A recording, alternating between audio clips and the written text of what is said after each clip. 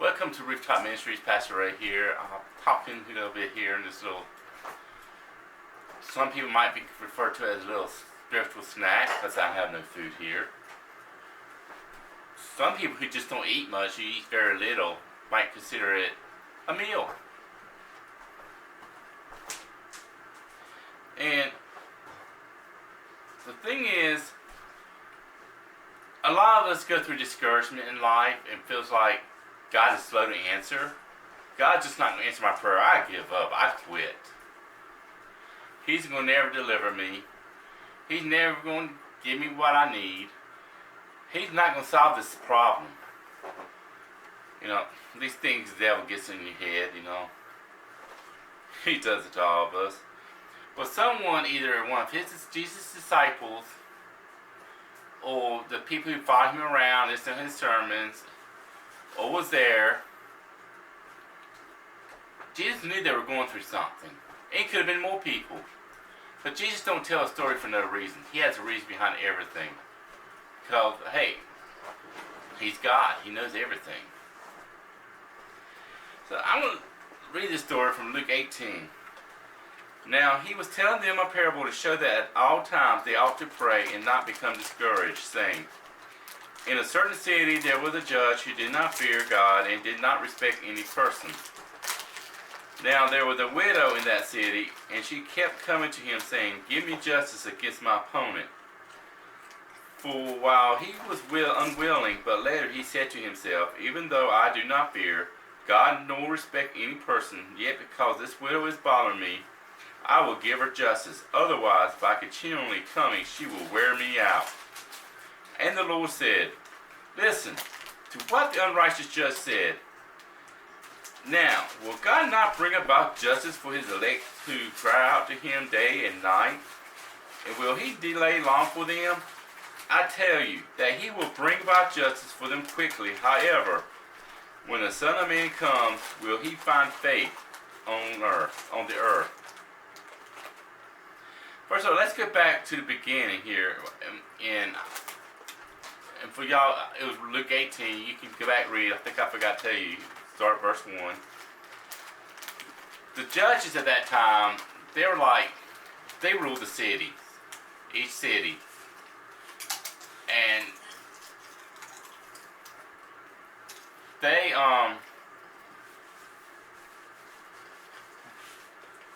were in charge and made decisions and everything. Then there was somebody above them and somebody above them, and then eventually you get to Caesar, or the ruler of Rome. And he had a lot of power. He had the power to have someone put to death at his will. A very powerful man. And here's a widow. A widow, her husband died, nobody take care of her. At that time, their sons take care of them. If they don't have a son, it's usually the husband's next brother or next of kin, male. And she kept coming to him. And again, at that time, women were thought very lowly, according to now. There was no women's rights. Women's supposed to stay quiet, shut up. Their job was pretty much stay home, cook, have their children, raise them, and the men, were to control them. But if you read the writings of Paul, he teaches different. He teaches men should take care of their wife, love their wife in the way that Jesus loved the church.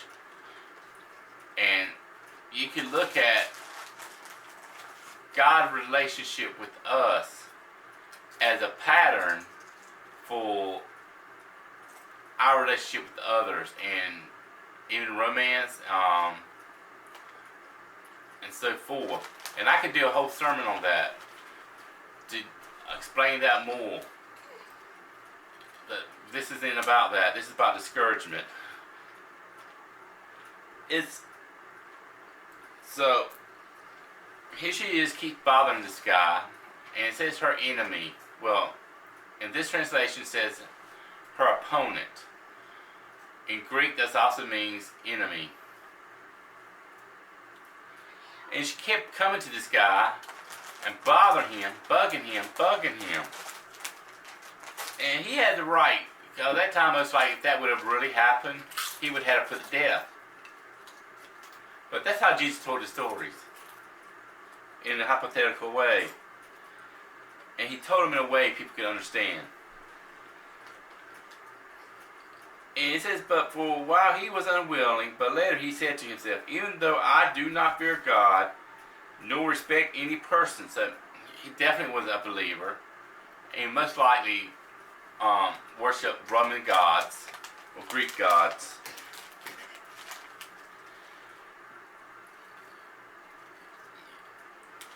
Yet, because this widow is bothering me, I will give her justice. Otherwise, by continually coming, she will wear me out. In other words, she was getting on his nerves, his last nerve. He says, look, okay, woman, just leave me alone. You'll get what you want. I'll give you justice. So Jesus started explaining this. He says, look, if this a person who don't believe in God, who don't have a godly Christian values, of course at this time, the word Christian did not come along for about another 30-some years, when the people just start referring to the followers of Christ as Christians. You know, if this guy did this, what do you think our Heavenly Father would do? He loves us so much that He sent His only begotten Son. And it says we should cry out day or night to Him and long for Him. And just do not give up. Be persistent. This story is about persistency. And you're like, okay, God, I give up on you. You haven't answered my prayer. God does things in His timing. Peter said, to God, a day is like 1,000 years.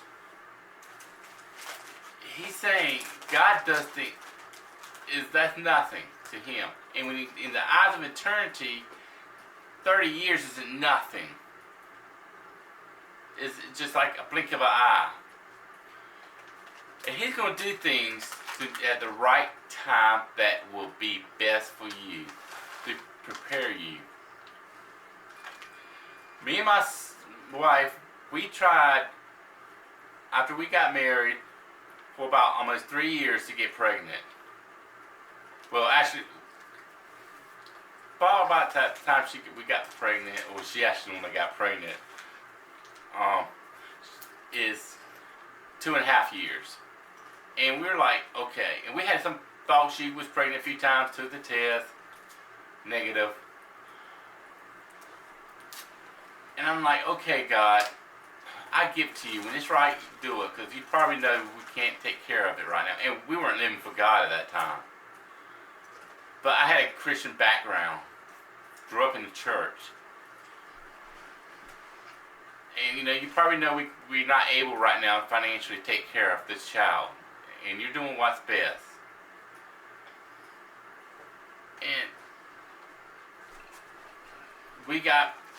And he was conceived. We found out she was pregnant, I believe it was Labor Day weekend in September of 2013. And the pregnancy was easy. The devil was trying to mess up. I mean, she had a lot of false labor and had rushed her to the hospital at night. They stopped the labor. And then he came 2 months early. But we didn't give up on God. We said, God, just do it in your timing. If it's not your will, we accept it. I had some beautiful granddaughters. I love them. Well, at that time, one granddaughter. Had some beautiful stepchildren, even though they were older. God, this is your timing. And guess what? It will happen. Now my son's 8 years old. Survived something that, my wife survived something that should have killed them both. But great, LA Fire Department, paramedics, saved my wife's life. We got her to the Providence St. Joseph Hospital in Burbank, California, and saved his life. They both of their lives. He knows. And it made it happen, and that was just a story that came to my mind. Don't give up. Keep praying. He is checking your faith. Just said when the Son of Man comes, he will see who has faith. Who gives up on him. The devil wants you to give up. See, this guy in there, he ain't going to take care of you. Don't trust him. Forget him. That's what the devil wants you to believe. Persistency. Keep praying day and night. Jesus says, cry out to God. You know, 1 Thessalonians says, I think it's 1 Thessalonians, it might be 2 Thessalonians. I'm just saying these verses off the top of my mind, but the actual verse is pray continually. Pray continually to God. Don't give up. There are times we've been through life that we thought we wouldn't believe. We keep praying, and God always comes through. We grow in the waiting. Our faith grows in the waiting. We get stronger spiritually in the waiting. And I believe it was my pastor, A.B. Almore, preached a sermon about that. It was him or another pastor of another church we went to. I can't remember. But it was a sermon on about being in the waiting. And I know my pastor has mentioned it many times. That's where we grow. And just worship God and be, and Paul says in Philippians 4, be content in all situations, wherever you're in, be content. Because God is working. He is working. And if you have any prayer requests for your situations, put it in the comments. Or you can email us at rooftopministries22@gmail.com. And it will be in the outro, in the emblem, and I might try to, through editing, put it up on the screen. And where you can read it and maybe put it in the comments. But email us with your prayer requests. You can subscribe to our channel. We get more videos. Right now we've been in the lull. We haven't done many videos. We're working on it. And to get better. I don't want to just do a video just to be doing a video. I want to do it when I'm led by God with something on my heart. That I'll do the best. Subscribe to our channel. Like this video and comment. And also share it. And hit the notification button so you know when we do more videos. And you can go to our Facebook page, Hope for the Future, there. And like that one too. And we try to post things to encourage you, and we try to do videos as encouraging, to help you grow spiritually, help you overcome. Our main ministry is recovery. Not just drugs and alcohol, but my wife is working on her counseling certification, and she will get better. So, till next time, we love you.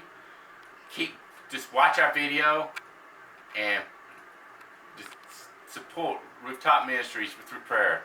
Thanks. Bye.